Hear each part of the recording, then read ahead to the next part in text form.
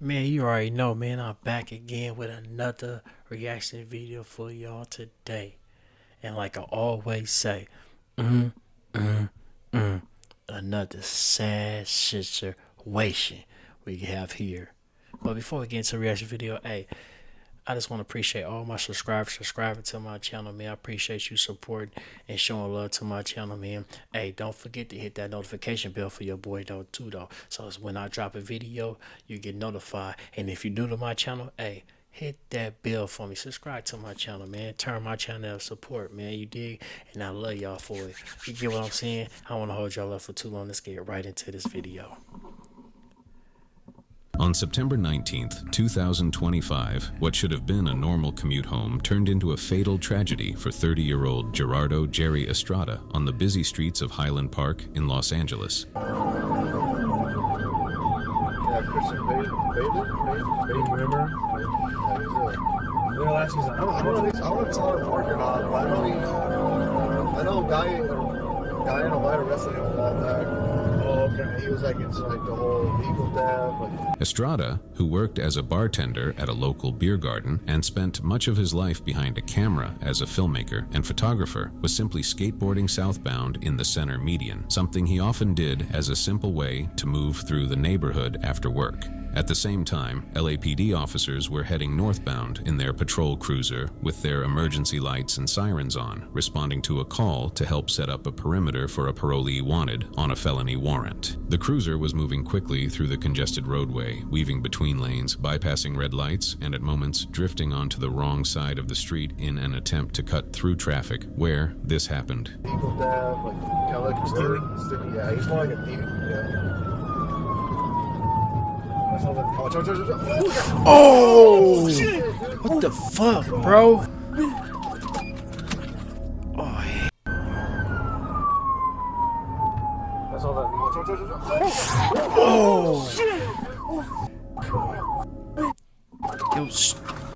Yo, stupid ass running your motherfucking mouth, ain't paying attention, swerving in the lane like that, man. Come on, man. I know they trained you better than that, man. And took somebody's life over your stupidity riding like that in the street. Come on, man.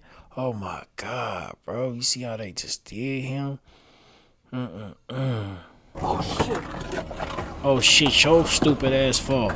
The next thing, Sam Campbell, I respond to Woodside and Figueroa for TC. You running your mouth and shit.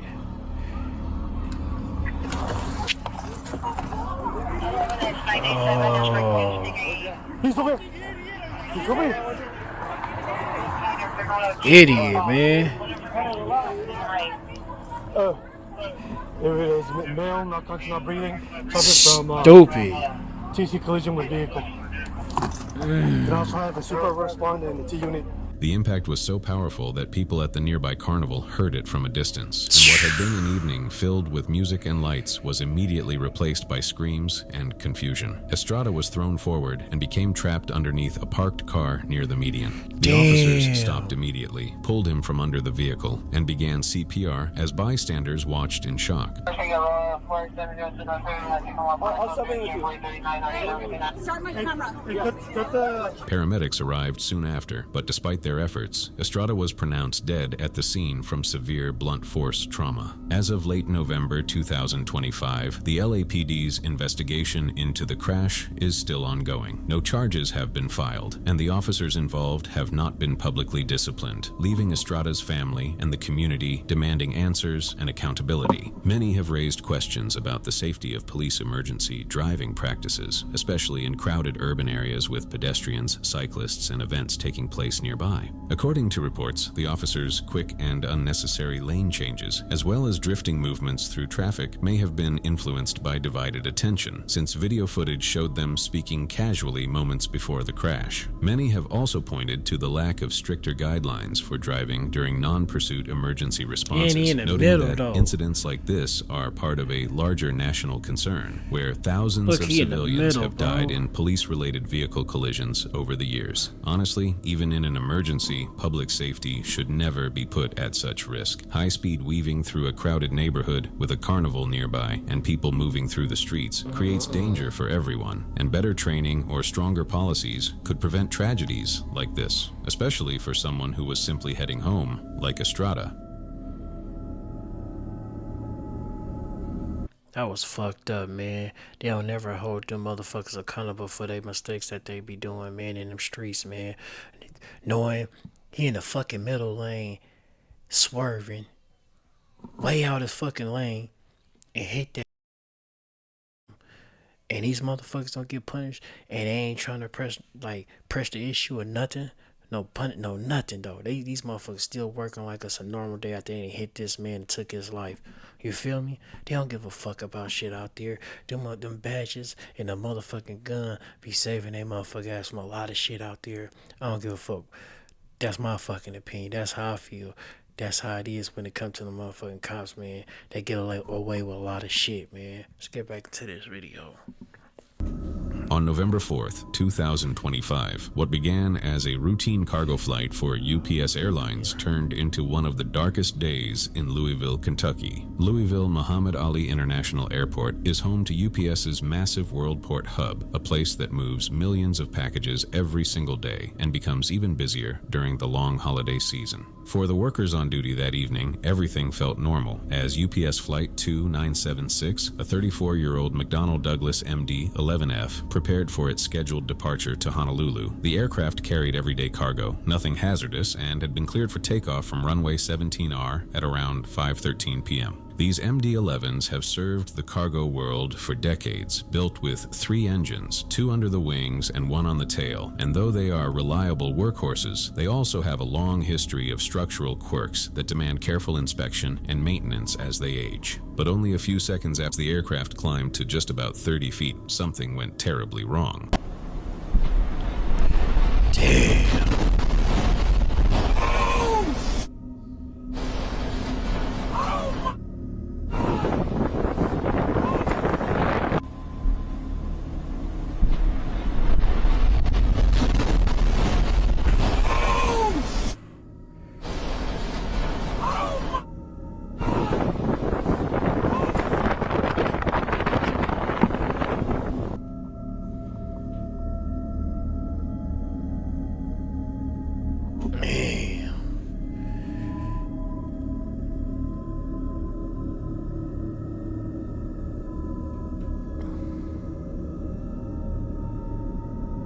You're just trying to run up out of there.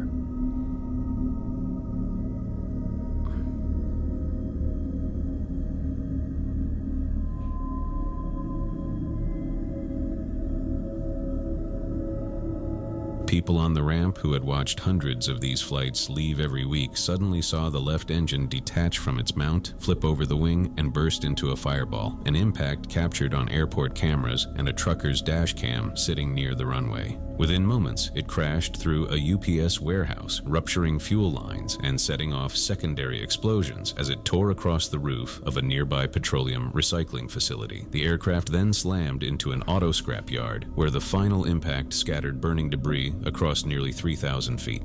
There were no passengers on board, only 3 experienced crew members, but all of them died instantly. 11 people on the ground were also killed, including a 3-year-old child and her grandfather who had been near the warehouse when the fire spread through the area. In the first reports released by the National Transportation Safety Board, investigators pointed to metal fatigue in the engine mount, specifically cracks in the aft pylon mount lugs, as the likely cause of the engine separation. The findings drew immediate comparisons to the 1979 American Airlines crash in Chicago, where a similar structural failure brought down a DC-10, the earlier cousin of the MD-11. The aircraft involved in the Louisville crash had recently spent 6 weeks in repair for a cracked fuel tank and had documented corrosion in several areas, yet its last detailed pylon inspection went back to 2021. Investigators noted that its high flight hours and repeated takeoff and landing cycles placed extra strain on components like the engine mounts, and questioned whether existing maintenance intervals were enough for older airframes still operating daily heavy cargo schedules. There were also concerns raised about inspection thresholds for aging fleets, with early findings suggesting that more frequent checks could have detected the fatigue cracks before they grew large enough to cause structural failure. Unfortunately, the crash left behind a path of destruction, a long investigation, and difficult questions about the continued use of older cargo aircraft during the busiest months of the year, where any overlooked detail inside a metal structure already pushed to its limits can lead to consequences felt far beyond the runway.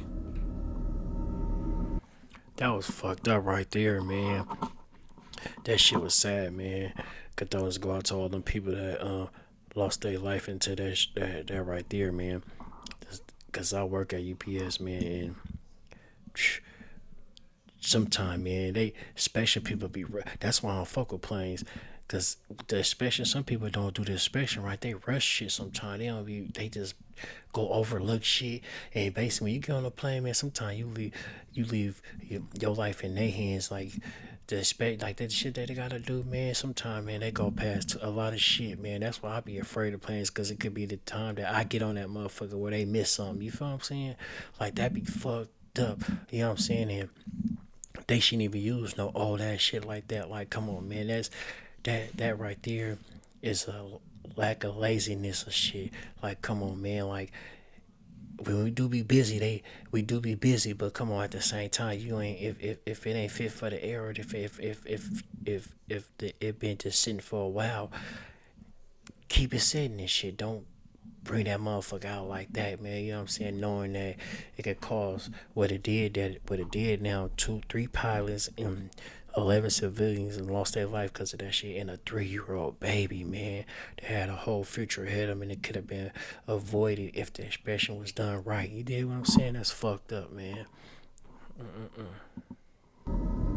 On August 10th, 2025, what began as a routine traffic stop on Interstate 26 in Orangeburg County, South Carolina, slowly unfolded into a tragedy that no one on that highway could have imagined.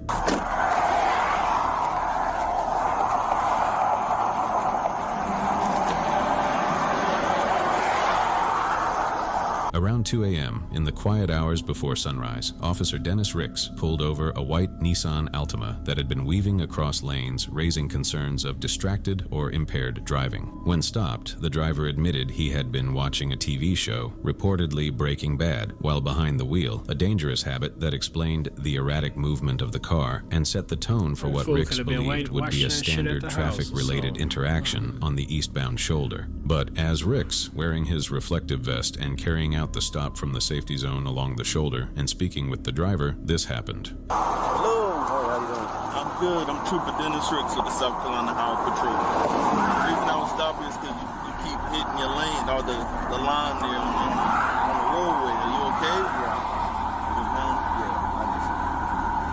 to be honest. You what? Yeah, and I'll be honest, I know I shouldn't do that. Yeah. I'll take it down, but please do. Yes, Okay, so somebody's also calling in saying you were touching the line, and I witnessed you touching the line. I understand. I see you watching, was that Breaking Bad? Unfortunately, It's a good show, Breaking but Bad, dog. it's not. Oh my god.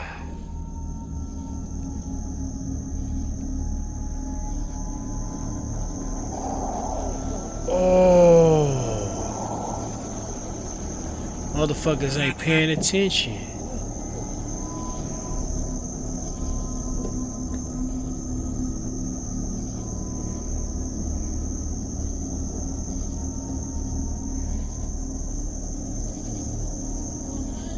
No! Call 911! Call 911! The road ahead appears stable, the atmosphere quiet, until a box truck driven by 45-year-old Anthony Aidlet begins drifting over the white fog line. It hits Ricks's patrol car with a violent impact and continues forward, striking Ricks himself and throwing him across the pavement with overwhelming force. An Aidlet's own 911 call, where he claims that Ricks had been standing in the road and that he tried to swerve, even though the video makes it clear that the trooper was positioned entirely on the shoulder where he was supposed to be. Luckily, first responders arrived quickly and found Ricks alive but critically injured. Bad weather meant no medical helicopter could fly, so he was rushed by ambulance to a hospital in North Charleston, where doctors attempted to save him. Unfortunately, 3 days later, on August 13th, 2025, he passed away due to the severity of his injuries, leaving behind his wife, Jade, who later described him as a man defined by compassion, patience, and a real sense of duty. What's disturbing was, the driver of the truck, Anthony Aidlet, but already had a suspended license and a long history of traffic violations, including careless driving convictions from the late 1990s. He was arrested and charged with reckless homicide and driving under suspension. As of late November 2025, he remains in custody at Orangeburg County Jail, unable to post the $225,000 bond set by the court, and no trial date has been scheduled. As per the reports, Aidlet's truck drifted without any sign of impairment at the time of the crash, but his suspended license and past violations show a pattern of unsafe behavior that should have been addressed long before that night. But as you can see how dangerous roadside stops can be, especially on fast-moving interstates during the early morning hours when visibility is poor and attention from passing drivers can be inconsistent. With the right awareness and respect for move-over laws, even the most routine stops might avoid becoming moments that end in tragedy for the people who serve and protect. Damn, that's fucked up, man. Condolences go out to him, man. And another thing, them trucks, bud, they always be drifting. When I be in the lane or trying to pass them, you could see when they be long hauling for so long, don't be getting their rest. They be fucking with their phone. They be nodding off and shit. They be doing stupid shit, you feel me? And then it's nighttime. But the motherfuckers don't pay. They don't go by the rules. They supposed to go by with OSHA or whatever they with the 12-hour sleep, pull over, rest stop, and all that. They don't do none of that shit. Them think motherfuckers be trying to rush their little job. You know what I'm saying? And get there and get back. And their ass don't be getting their proper rest and shit like that, and staying up and all that. But if they want civilians, like when your car stop on the street, they want civilians. They don't even want civilians on that side. So why the hell he even go on that side? Come on, man. He should have instantly went to the other side of the car, cause I ain't never really see no police on a freeway or a highway like that with people with the vision ain't good. Even with the speed limit and all that, and how cars be flying, I don't never see them. They always be on the passenger side, man. I don't know what made him want to go on that side anyway, man. Man, if he was on the other side, man, he probably be still here today, man. That was a fucked up mistake he made, man. You know what I'm saying? But condolences go out to him, man. That's fucked up, man. Damn. On May 10th, 2025, a 19-year-old found himself in a situation that quickly spiraled far beyond anything he might have expected, turning what started as a simple drive into a fatal tragedy on the Ship Canal Bridge in Seattle, Washington. Damn. Early that morning, the young man was inside a speeding vehicle without license plates, heading northbound on I-5 at a time when Washington State Patrol troopers were running special emphasis patrols to target street racing and reckless driving. These patrols are common in that area, especially on weekends, because the long straight stretches of roadway often attract drivers who treat it like a place to race. At around 1:48 a.m., a trooper noticed the vehicle and tried to pull it over, but instead of stopping, the driver accelerated. What could have ended with a normal traffic stop turned chaotic in seconds. With a vehicle, and he's crashing out 453 Seattle North 5, north of Lakeview. No bars. Ooh. Start emergency traffic. He's just before Ship Canal.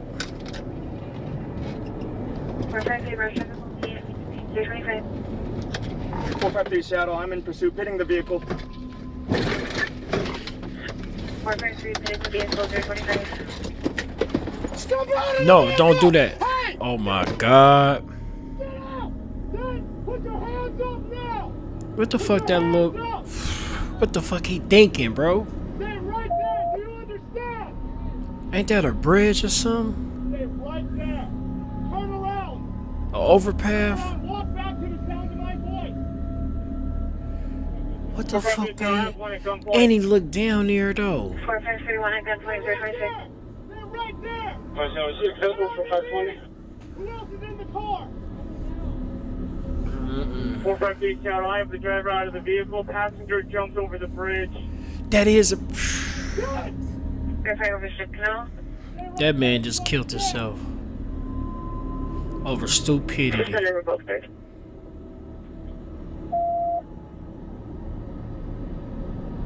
I wonder how far that The shit car was. slammed into two other vehicles on the bridge, and the force of the impact was so strong that the vehicle lost its right front tire, yet it still managed to move forward for a short distance before finally grinding to a stop against the side barrier. In that tense moment, with the police approaching and the car clearly disabled, panic took over. A fall from 182 feet leaves almost no chance of survival. He hit the ground far below and was pronounced dead on impact. The trauma far too severe for any kind of life-saving intervention.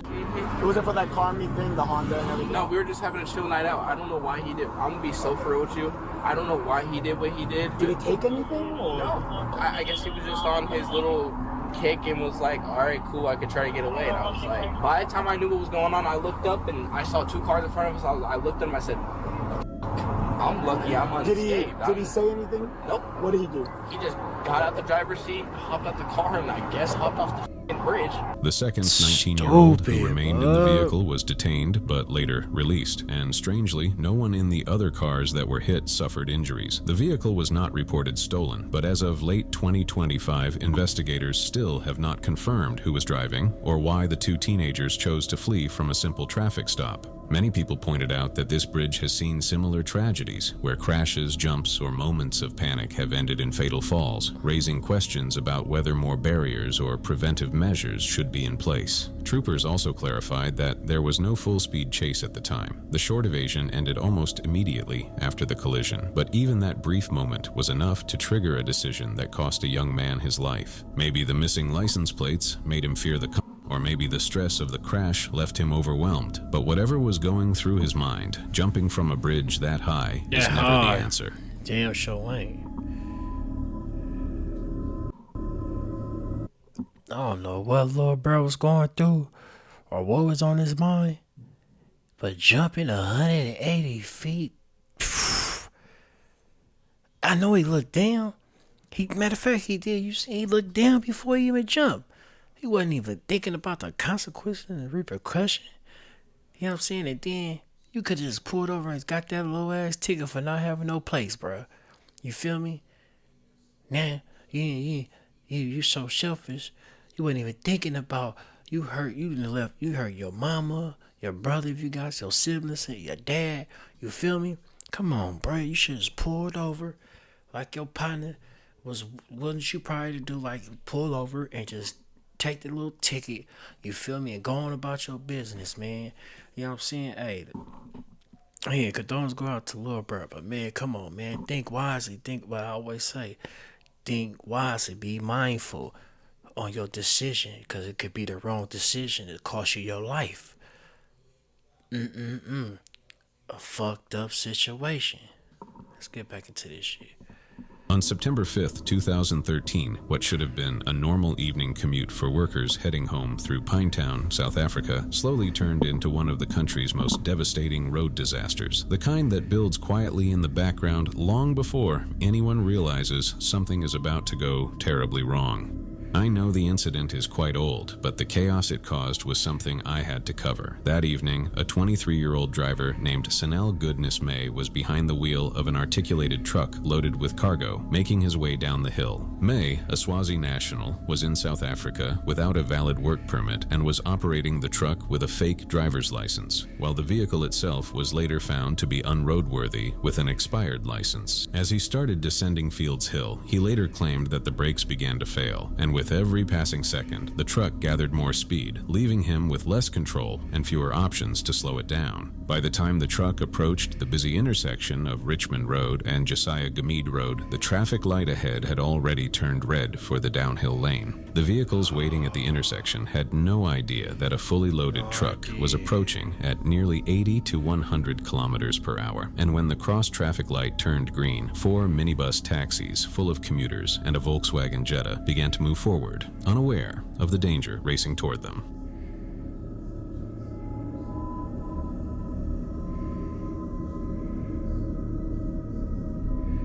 Oh, must be the other side, huh?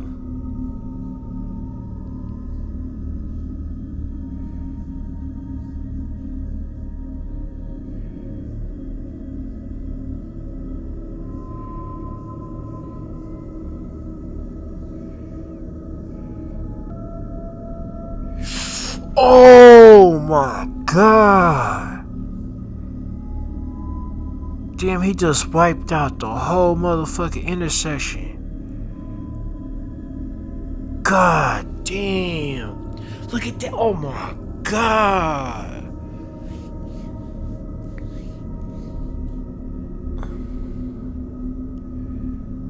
Just in a moment, people who had been laughing and talking seconds earlier were thrown into chaos as metal collapsed around them, and the entire intersection turned into a scene of devastation within moments. Emergency responders arrived to find bodies scattered across the road and survivors trapped inside what was left of the vehicles. 22 people were pronounced dead at the scene, with 2 more passing away later in the hospital, bringing the total death toll to 24. What? More than 80 others were injured, some critically, as rescue workers spent hours trying to free people from the wreckage. The truck driver, May, survived with minor injuries and was taken into custody immediately. May later pleaded guilty to 31 charges, including culpable homicide, and was sentenced in 2014 to 8 years and 10 months in prison. He was released on parole in December 2019 and deported to Eswatini. The truck owner faced fines for negligence, including poor maintenance and hiring practices. Later, investigators found that the brakes likely overheated because the truck was not shifted into the correct lower gear while descending. And combined with poor maintenance and the driver's lack of proper qualifications, the vehicle simply could not be controlled on such a steep road.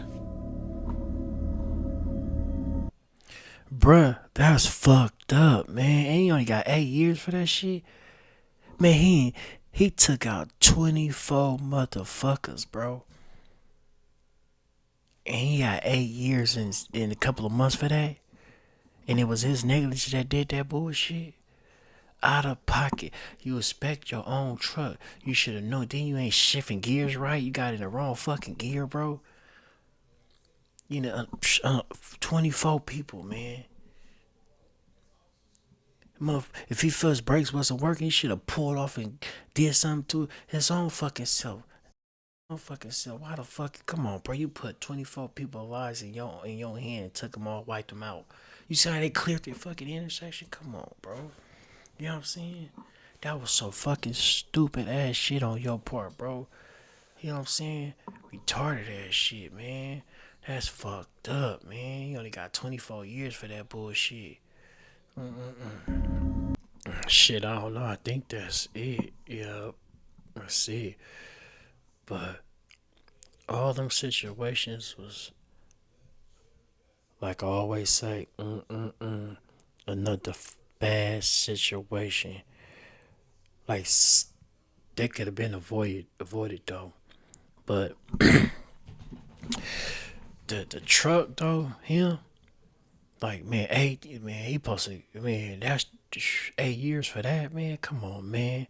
That was out of pocket. Didn't do inspection right. Wasn't switching the gears right. Like I say, man, them trucks don't be mindful of other people on the road. Because sometimes they try to block you in, trap you, speed past you, cut you off, and they just, because they got them big ass trucks, man. That's, like I say, man, them weapons, man. You know what I'm saying? When you go a certain speed, the motherfuckers turn to a weapon, especially in them trucks. You don't even gotta go that fast, and the motherfucking dangerous off top. You feel me? Like he should have swerved off somewhere else and just hurt his motherfucking self or something, man. Said them 24 motherfuckers, he did that too, man. He only got that little bit of time, man. That was fucked up, man, for real, man. But condolences go out to all them people in this video. This 5. Condolences go out to, man, all y'all, man. That's messed up. The cop, man, the 24 people, UPS plane people, and then the dude with the cops when they hit him, man. Man, messed up shit. All of them could have been avoided though. Every single last one of them. With the kid jumping off the bridge, like, come on, bro. What you thinking about jumping off the bridge for? Like, come on, man. You didn't. It's just like, man, I'm lost for words for this one, man. Man, that's crazy for all of them, man. Sad situation, like I always say. But that truck, he was wrong, though. That one could have been avoided, too, but that was fucked up, man. He only got 8 years for that bullshit, man. For real, should have gave that fool more time than that. She gave him for how many other people else they like, they should have got that many years, you feel me? Then send them back to wherever he came from. But hey, man, if you feel differently about any of them 5 situations you seen, man, if you feel like this, leave me a comment down low. Let me know how you feel about the situation.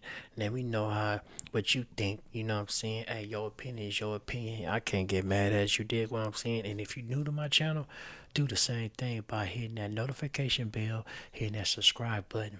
Once again, notification bell and subscribe button for your boy. You feel me? Turn my channel up. You dig what I'm saying? And if you already subscribed to my channel, man, I want to say I appreciate the support and the love that you give my channel. You dig, and I love you for it. You dig what I'm saying? But before you click off, make sure you hit that bell too, so you can get notified when I drop my video. You dig what I'm saying? And like I always say, welcome to the Big FC Family TV. And like I always say, be mindful of your surroundings and your situations. Think before you react. You dig what I'm saying? Until the next one. Peace.